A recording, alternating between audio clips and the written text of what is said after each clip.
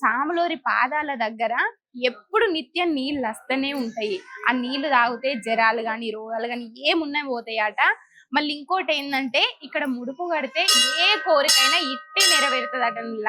అది కూడా ముడుపు శనివారం మంగళవారం నాడే కట్టాలన్నట, ఉపాసం ఉండి కట్టాలన్నట. మళ్ళీ కోరిక నెరవేరినాక మళ్ళీ వచ్చి ఇక్కడ పంతులు ఉంటారు కాబట్టి వాళ్ళని అడిగితే తర్వాత ఏం చేయాలి ఏం కథ అనేది చెప్తారట. మళ్ళీ ఇంకోటి ఏంటంటే అఖండ దీపాలు అంటారు. 5 దీపాలు ఉంటాయి, కానీ మనకు బయట నుంచి కనబడేటి 2 దీపాలు, లోపల ఇంకా 3 ఉంటాయి. అవి నిత్యం వెలుగుతూనే ఉంటాయి. అవి కూడా నెయ్యితోనే వెలిగిస్తారు, నూనెతో ఎప్పుడు వెలిగియరు. ఆ నెయ్యి కూడా ఇప్పుడు భక్తులే తీసుకొస్తారు, ఎందుకంటే మొక్కుకుంటారు కాబట్టి. సాములోరికి నెయ్యి అంటేనే చాలా ఇష్టమట, అందుకనేసి నెయ్యితోనే దీపాలు ఎప్పుడు వెలుగుతా ఉంటాయి.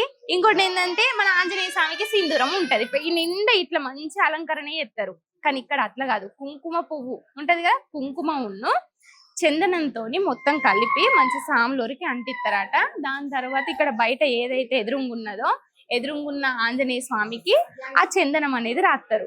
ఇంత పెద్ద చరిత్ర ఉన్నది. ఎట్లా అనిపించింది? మంచిగా అనిపించింది కదా. మీరైతే సాములోరిని మంచిగా మొక్కుకోండి.